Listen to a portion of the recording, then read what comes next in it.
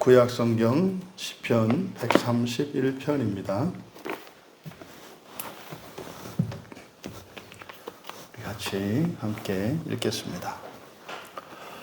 여호와여, 내 마음이 교만하지 아니하고 내 눈이 오만하지 아니하오며 내가 큰 일과 감당하지 못할 놀라운 일을 하려고 힘쓰지 아니하나이다. 실로 내가 내 영혼으로 고요하고 평온하게 하기를 젖된 아이가 그의 어머니 품에 있음 같게 하였나니 내 영혼이 젖된 아이와 같도다. 이스라엘아, 지금부터 영원까지 여호와를 바랄지어다. 아멘. 나는 나로 은혜 받으며 살면 된다. 나는 나로 은혜 받으며 살면 된다. 라는 제목으로 말씀의 은혜를 나누고자 합니다. 설교의 제목이 나는 나로 은혜 받으며 살면 된다. 라고 이제 한 것은 지금 성전에 올라가는 노래로서 사실 이것은 부활의 소망, 하나님 나라 소망에 관한 것인데 그 소망을 위해서 내가 어떻게 살아야 하는가? 나는 나로 은혜 받으며 살면 된다. 라는 이야기가 이 시편 131편의 이야기입니다. 이 시가 많이 오해되고 있는 이유는 특별히 1절도 마찬가지입니다만 특별히 2절이 완전히 번역이 잘못되어 있기 때문에 이 시를 교만하지 마라, 오만하지 마라, 그래서 겸손이 미덕이다, 이런 식으로 이렇게 설교되고 있기 때문입니다. 이것은 부활의 소망을 위하여 살아가는 이들에게 주는 지혜를 담고 있는 시이기 때문에 이것이 단지 이 세상을 살아가는 어떤 그리스도인들의 삶의 자세나 이런 것이 아니라 부활과 관련된 시라는 것. 이제 한 절씩 우리가 살펴보면 세 절로 되어 있기 때문에 굳이 이것을 연 구분을 할 필요는 없습니다. 먼저 1절에 여기서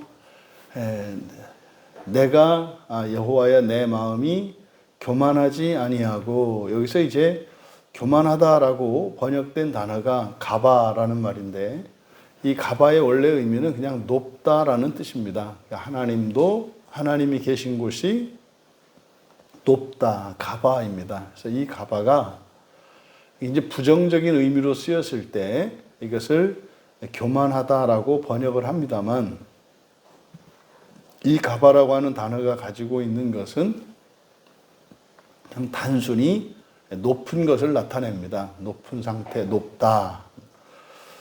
그래서 물론 지금 여기에 이제 번역이 내 마음이 교만하지 않고 눈이 오만하지 않고 이렇게 되어 있습니다. 그래서 교만, 오만 이러니까 또 실제로 이 단어가 성경에서 그렇게 번역되기도 하니까 그렇게 받아들입니다만 지금 1절의 맨 끝에 있는 내용, 지금 세 가지지 않습니까? 내 마음이 교만하지 않았습니다. 내 눈이 오만하지 않았습니다. 그리고 큰 일과 감당하지 못할 놀라운 일을 하려고 힘쓰지 않았습니다. 이 세 가지 이야기지 않습니까? 이 세 가지가 이제 무슨 교만에 대한 이야기인가? 그래서 결정적인 것이 이제 세 번째에 이렇게 길게 설명되어진 이 세 번째 구절을 통해서 지금 1절에서 이야기하고자 하는 것이 무엇인가를 분명히 나타냅니다. 그래서 먼저 세 번째 맨 끝에 있는 내용, 큰 일과 감당하지 못할 놀라운 일을 하려고 힘쓰지 아니하나이다 라고 하는 이 부분을 먼저 번역을 하고, 그러면 이제 앞에 있는 두 개의 내용이 좀 쉽게 더 와닿을 수 있습니다. 그래서 맨 끝에 있는 내용을 그것을 이제 직역을 하면 여기서 큰 일이라고 번역되어 있는데 이제 가돌을 이렇게 큰 일이라고 번역한 겁니다. 가돌이 위대한, 큰 뭐 이런 의미죠. 그 다음 감당하지 못할 놀라운 일이라고 번역한 것은 이제 탁월하다, 뛰어나다라고 하는 의미를 가진 팔라의 분사형입니다. 분사형. 그러니까 뛰어난, 이렇게 뛰어난 것, 뭐 뛰어난 이런 의미를 갖습니다. 그 다음에 하려고 힘쓰다, 하려고 힘쓰다라고 번역한 것은 하라크입니다. 하라크는 그냥 걸어간다는 뜻이에요. 그래서 우리가 인생길을 걸어간다. 그래서 이 걸어가다라고 하는 말이 은유적인 의미로 쓰일 때는 뭐 산다, 생활한다 이런 의미가 되지 않습니까? 그러니까 무엇을 하려고 힘쓴다. 이게 이제 하라크를 의역하면 이렇게 할 수도 있겠습니다만 그대로 직역을 하면 이렇게 됩니다. 나보다 더 크고 뛰어난 자로 걷지 않았습니다. 그러니까 나보다 더 크고 뛰어난 자로 걷지 않았습니다. 그래서 이제 하라크 살았다라는 뜻이죠. 그러니까 내가 어떻게 살았다는 겁니까? 그냥 나는 나로 살았다 이 말이에요. 나는 나로 살았다. 이것을 나보다 더 크고 뛰어난 자로 걷지 않았습니다. 이것은 일이라고 번역을 했는데 이것은 나보다 더 크고 뛰어난 자입니다. 그냥 사람을 나타내요. 그러니까 내가 더 어떤 위대한, 더 큰 이렇게 산 게 아니라 특별히 내가 더 이렇게 내 어떤 한계를 뛰어넘는 이런 삶을 산 게 아니라 그냥 나는 나로 살았습니다. 이런 뜻이에요.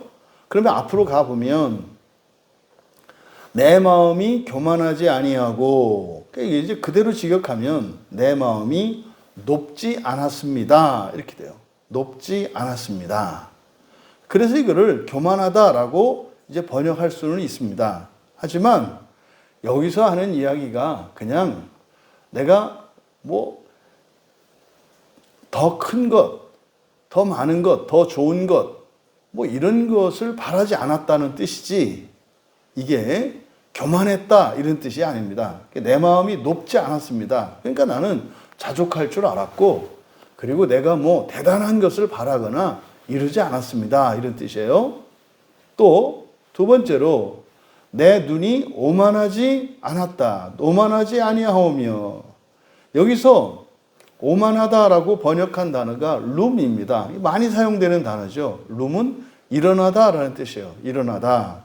또 높이다. 그러니까 앉은 상태에서 일어나는 거. 소녀여 일어나라 할 때 룸입니다. 룸. 그러니까 이게 룸이 오만하다 라고 이렇게 번역되어 있습니다만 일어나다, 높이다, 올리다 이런 뜻이에요. 그럼 그대로 직역하면 내 눈이 높아지지 않았습니다. 그러니까 내 마음이 높지 않았고 내 눈이 높아지지 않았습니다. 나는 그저 나는 나보다 더 크고 뛰어난 자로 걷지도 않았습니다. 이게 무슨 말입니까? 그냥 나는 그대로 그냥 나로 살았다 이 말이에요. 그러니까 평범하게 그냥 살았다. 그러니까 이것을 이렇게 교만하지 않고 이런 것이 아니라 그냥 평범하게 살았다는 뜻입니다. 그러니까 이게 뭡니까? 사실은 이게 어려워요. 내가 나로 사는 게 어렵단 말이에요. 보통 사람들은 나보다 더 이렇게 좀 더 나은 사람으로 착각해서 살아가고 또 어떤 사람들은 나보다 조금 더 못한 사람으로 그러니까 우월감을 갖거나 열등감에 빠진 상태로 살아가는 게 일반적이에요. 그러니까 사실은 내가 나로 산다는 게 쉽지가 않거든요. 하지만 이 다윗의 고백이 이것을 마치 다윗의 고백이니까 그렇게 위대한 일을 하고 뭐 엄청난 그 위협을 이뤄놓은 이것을 그렇게 했음에도 불구하고 나는 교만하지 않았습니다. 오만하지 않았습니다. 뭐 이런 얘기로 이해하면 안 된다. 지금 이제 뒤에 있는 이야기를 쭉 읽어봐야 1절에서 이야기한 것 그냥 나는 나로 살았다는 거예요. 나는 나로 살았습니다. 이게 1절의 내용이에요. 그러면 2절에 있는 내용은 실로 내가 내 영혼으로 고요하고 평온하게 하기를 젖된 아이가 그 어머니 품에 있은 것 같게. 여기는 아주 해석이 엉망진창입니다. 완전히 의미가 잘못됐어요. 우선은 여기서 단어를 좀 살펴보겠는데, 고요하고 평온하다 이렇게 돼 있지 않습니까?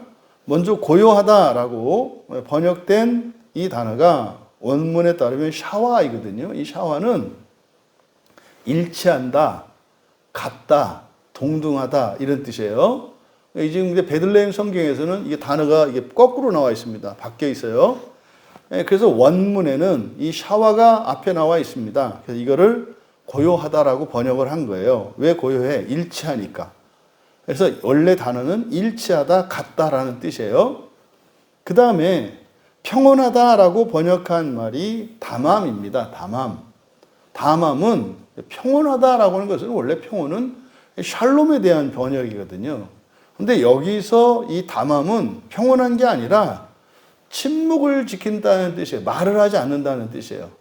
침묵을 지키다. 그래서 잠자코 있다 이런 말입니다. 그래서 뭐 내 영혼, 고요하고 평온하다라고 하는 것은 그냥 같고 그리고 잠자코 있었다 이런 뜻입니다. 그 다음에 젖된 아이, 여기서 젖된 아이 밑줄 치시고, 여기서 젖된 아이라고 번역한 것이 이제 가말이라는 단어를 이렇게 번역한 거예요. 가말, 젖된 아이. 여러분들은 젖된 아이, 여기서 젖된 아이 그러면 어떤 뜻일 것 같으세요? 제가 정말로 이 설교를 들으면서 너무 기가 막혀가지고 젖된 아이니까 다 큰 애래요.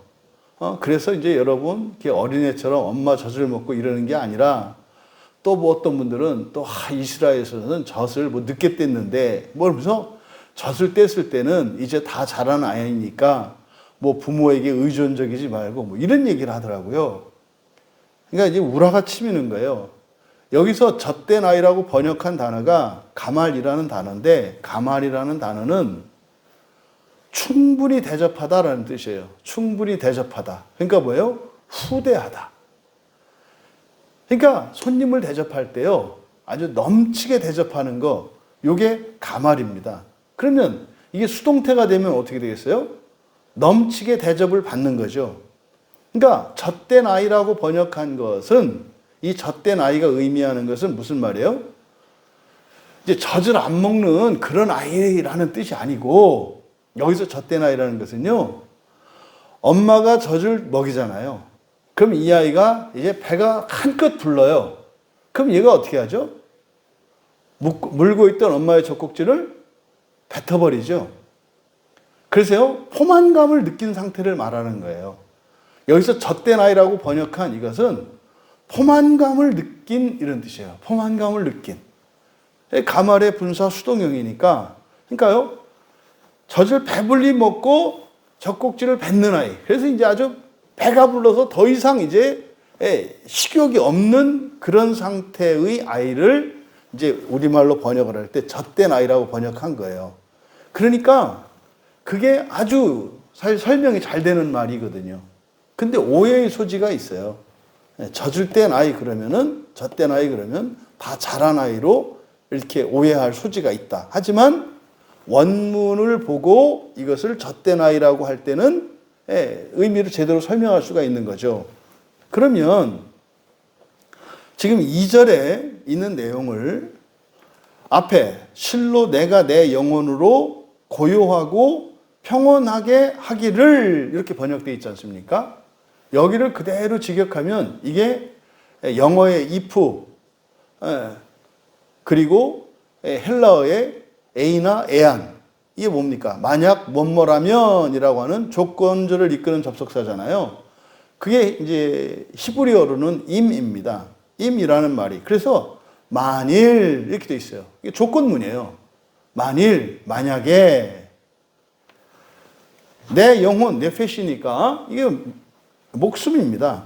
내 목숨이 고요하고, 이게 뭐라 했습니까? 일치하다, 같다라 그랬죠. 그러니까 부정으로 되어 있어요. 그러니까 만일 내 목숨이 똑같지 않았고, 이렇게 되는 거예요. 똑같지 않았고, 또 평온하다라고 되어 있습니다만 평온한 게 아니라 뭐예요? 그냥 잠잠하다라는 뜻이에요. 아무 소리 내지 않고 이런 뜻입니다. 그러니까 내 목숨이 똑같지 않고 잠잠하지 않았다면 이렇게 돼요. 만일 내 목숨이 똑같지 않았고 잠잠하지 않았다면 이게 무슨 의미입니까? 내 목숨이 똑같이 붙어 있지 않고 그리고 잠잠하지 않았다라는 게 뭡니까? 별 문제 없었다 이 말이에요. 그러니까 만약에 내 목숨이 붙어 있지 않고 또 별 문제가 있었더라면 이런 뜻이에요. 그러니까 내 목숨이 똑같이 붙어 있지 않고 또 내가 살아왔던 것보다 더 심각한 어떤 문제가 있었다면 이런 뜻이다 이 말이에요. 그러니까 무슨 말입니까? 지금까지 내가 살지 못하고 죽었다면 또 뭐예요? 내가 지금까지 살아온 것보다 더 심각한 어떤 문제가 있었더라면 이런 뜻이다 이 말이에요. 사람들이 자기 인생을 자기가 현재의 어떤 이러저러한 어려움을 겪고 불행 속에 있고 어떤 슬픔을 만나면 자신의 인생을 자신의 삶을 저주한다고요. 대표적인 게 앞에 있는 욥이지 않습니까?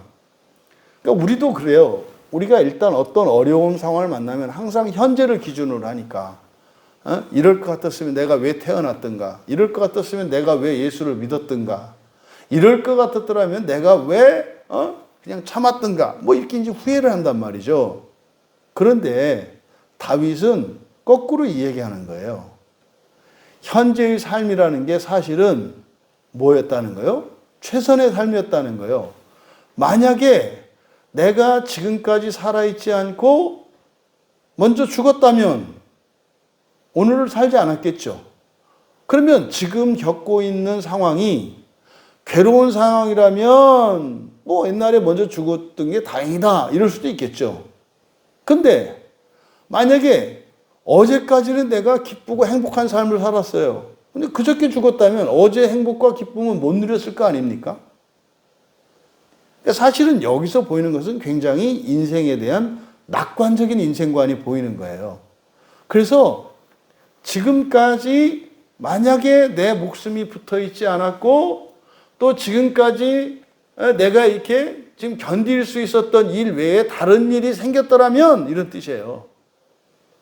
그러면 뒤에 있는 내용, 젖된 아이가 그의 어머니 품에 있음 같게 하였나니 내 영혼이 젖된 아이와 같도다. 여기서 품에라는 밑줄 단어 하나 더 보고 넘어갈게요. 품에라고 번역된 말이 있어요. 품에라고 번역된 이 말은 히브리어 알입니다. 알이라고 하는 것은 over, above, 그러니까 무엇 무엇보다 훨씬 위에 이런 뜻이에요.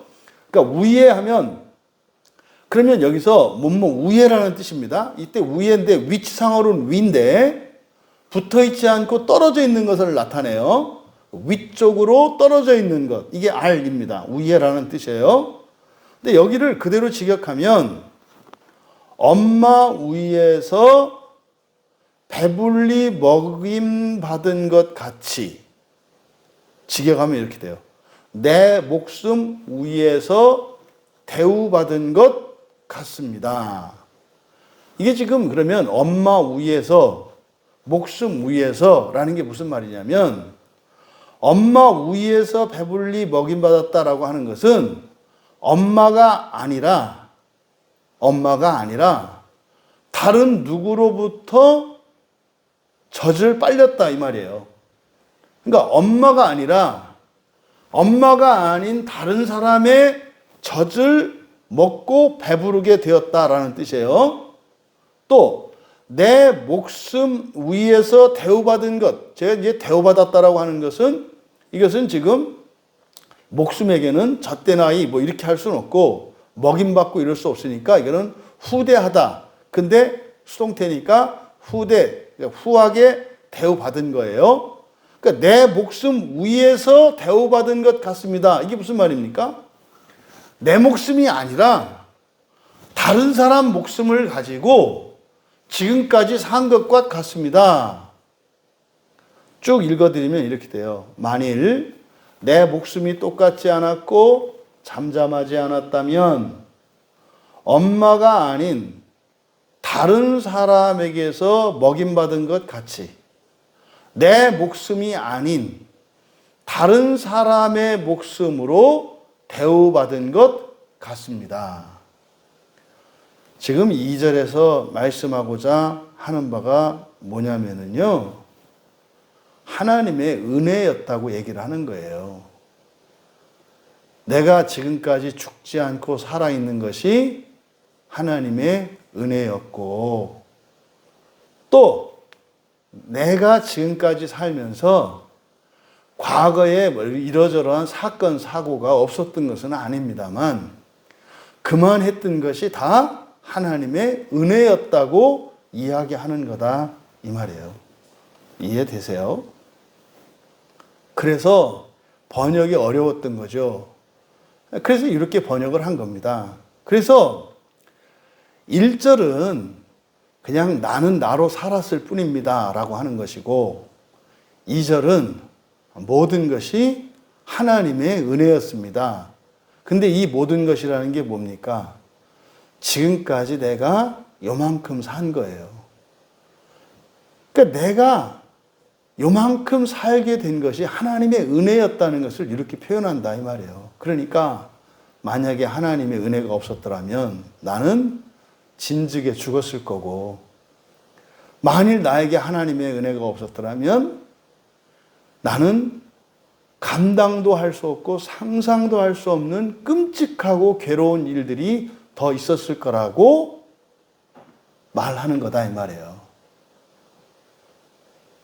만약에 그것을 모른다면 마치 엄마와 상관없이 내가 혼자 먹고 살고 컸고 내 목숨이 없었어도 내가 이만큼 살 수 있었다고 말하는 것과 같다 이 말이에요. 어려운 내용인데 의미는 바로 그런 내용입니다. 그저 숨이 붙어 있고 그냥 살고 있으면 그게 뭐다? 하나님의 은혜다라는 거예요. 그래서 2절은 모든 것이 하나님의 은혜였다고 말하는 겁니다. 어저께도 설교 나눔을 잠깐 했었는데 그리스도인들이 많이 오해하고 있는 게 인생에 불행이 닥치고 어려움이 닥치고 환난이 생기고 또 죽고 난 뒤에 지옥을 가면 뭘 잘못해서 그렇게 됐다고 생각을 해요. 여러분, 이 인생관이 바뀌어야 합니다. 우리는요, 그냥 어머니 뱃속에서 태어날 때부터요, 지옥과 같은 삶을 사는 게 정상인 거예요, 사람은. 근데 마치 뭐라도 되는 줄 알고 뭐라도 누릴 수 있는 것으로 착각하기 때문에 온통 불평, 불만과 원망투성이고 의심뿐인데 성경은 그렇게 말하지 않아요. 그러니까 하나님의 은혜가 원망의 이유가 된다고요. 부모가 누군지 아는 것, 알게 태어난 그것 때문에 원망하고 저주를 해요. 왜 이딴 부모를 줬냐 이거죠. 그러면 고아가 더 나은가요? 고아에게 물어보세요. 고아는 뭐라 그래요? 그딴 부모라도 나한테는 감당할 수 없는 은혜다 이런단 말이에요. 그래서요, 항상 최악으로 가야, 더 나빠져야 현재의 상황에서 누렸던 은혜들을 깨닫게 돼요. 이거는 세상 사람들도 다 아는 지혜잖아요. 그러니까 마치 우리가 당연하게 여길 만한 무엇이 있다고 착각을 하는데 하나도 당연한 게 없어요. 태어나는 것조차도 당연한 게 아니에요. 뱃속에 임신도 안 될 거였고요.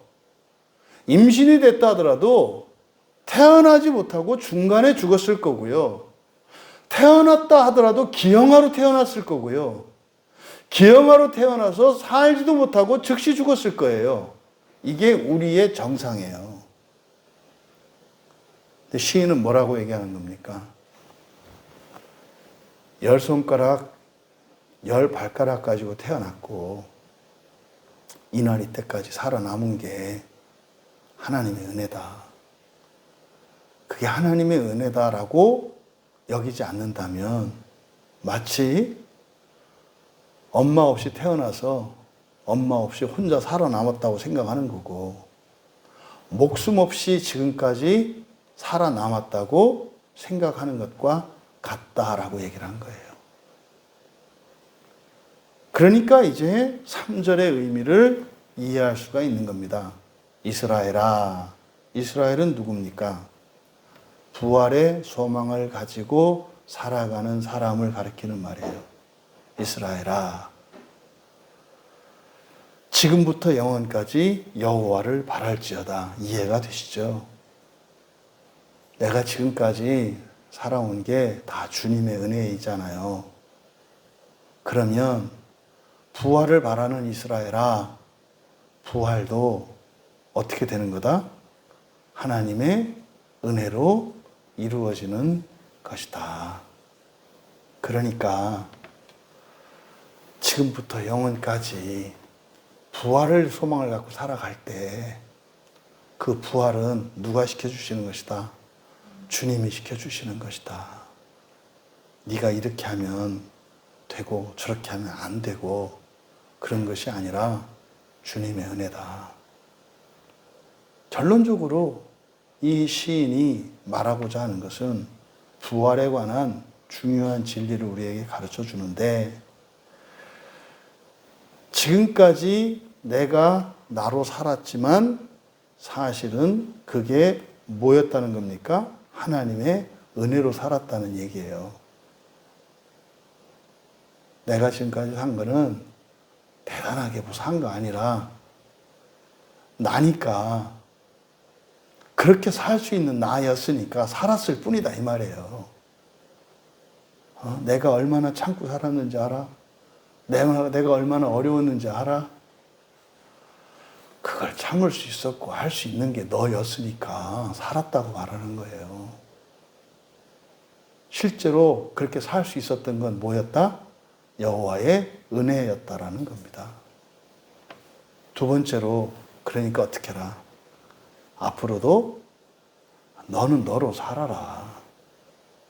너는 너로 살아라. 은혜가 있다.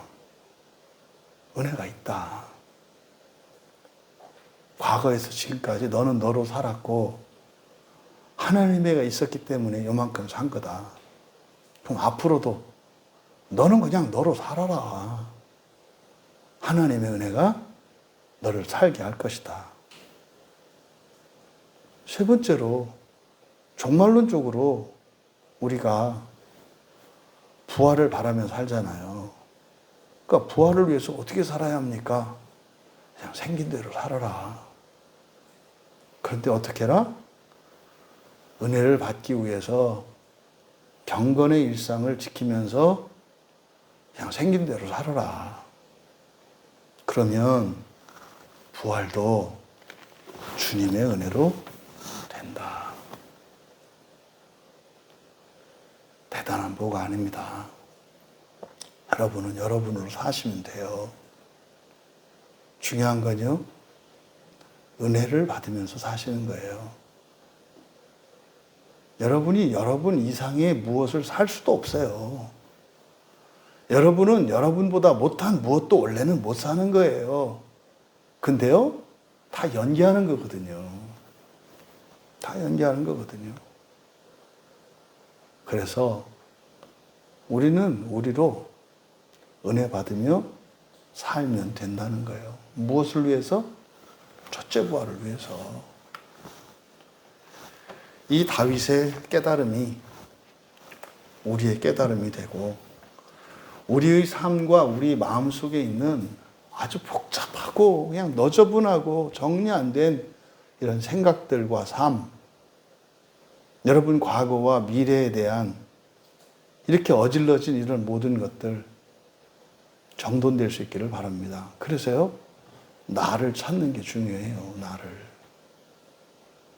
나를 찾으려면 어떻게 됩니까?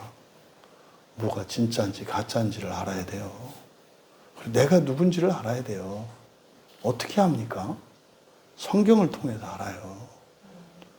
성경에 나오는 많은 사람들을 통해서 그들의 실수와 잘못, 그들의 죄와 허물을 통해서 나의 죄와 허물을 발견하고 내가 누구인지를 알아가는 거예요. 그냥 혼자 생각하고 사색해서 나를 알아가거나 나의 삶을 통해서 나를 알아가는 게 아니라 1차적으로 성경을 통해서 성경에 나오는 많은 사람들이 있잖아요. 그걸 통해서 나를 알아가는 거예요. 그 다음에 우리는 그러면 절대적으로 하나님의 은혜가 필요하다는 것을 깨닫게 됩니다. 또한 동시에 다윗이 깨달은 것처럼 야, 내가 지금까지 이렇게 산 게 기적이구나. 이게 하나님의 은혜였구나. 이것을 다윗은 종말의 부활과 연결짓고 있어요. 부활도 마찬가지다 이 말이에요. 부활의 순간에 똑같은 걸 깨달을 거예요. 아, 나는 나로 살았을 뿐이구나. 근데 하나님의 은혜로 지금까지 살았고 내가 하나님의 은혜로 부활하게 되었구나라는 것을 깨닫게 될 것이라는 거예요. 짧은 이 3절로 되어져 있는 이 시에 아주 깊은 뜻이 배어 있었습니다. 제가 그냥 단언컨대 아마 시편 131편에 있는 내용을 우리가 처음 알게 된지도 모르겠어요. 이 본문을 그렇게 설교하는 분이 없어요. 그리고 그렇게 설명한 주석도 없고요. 아직까지 제가 본 바로는 이 번역 자체가 이렇게 제대로 된 번역이 없었어요. 부활을 위해서 여러분들이 무슨 걱정이 있고 근심이 있고 두려움이 있다면 다 내려놓으시고 다윗이 깨달았던, 그래서 사실은 이 시를 짧게 지을 수밖에 없었던 것 같아요. 간단한 내용인데 이것을 길게 설명하면 오해할 수 있기 때문에 짧게 3절로 이야기한 것으로 보입니다. 부디 여러분 자신을 찾고 여러분이 여러분으로 살되 은혜를 받으며 살아가셔서 날마다 날마다의 삶 속에서 모든 것이 하나님의 은혜입니다. 저는 그저 저로 살았을 뿐입니다. 이렇게 고백하며 살아가시기를 바라고 그것이 종말에 있게 될 첫째 부활의 때의 동일한 고백으로 그 영광에 참여하시기를 주님의 이름으로 축원합니다. 존귀하신 하나님, 저희들이 언제나 하나님이 저희와 함께 하시며 인생을 살아왔고 살아가고 있으며 살게 될 것을 너무나 쉽게 망각합니다. 그래서 마치 저희들이 무엇이나 되는 양 또는 저희들이 평균 이하의 사람인 양 착각하여 불안해하고 거짓 생각과 거짓 감정에 휘둘러 나아갈 바를 알지 못하고 방황하며 살아가게 되는 줄 다시 한번 깨닫게 되었습니다. 하나님, 언제나 하나님이 성령으로 저희와 함께 하시고 또한 저희들에게 주신 성경 말씀으로 저희들에게 은혜를 베풀어 주셔서 다만 저희들이 저희들 자신으로 살아갈 때 저희들의 인생이 하나님 은혜로 영광스럽고 존귀하게 되어지며 마침내 종말의 부활 또한 그렇게 될 것을 믿습니다. 이 진리가 오늘 살아가는 신자들의 삶 속에 평강이 되게 하여 주시고 또한 하나님을 절대적으로 의지하며 살아가는 그런 신앙의 이유가 되게 하옵소서. 감사하며 예수님의 이름으로 기도하옵나이다.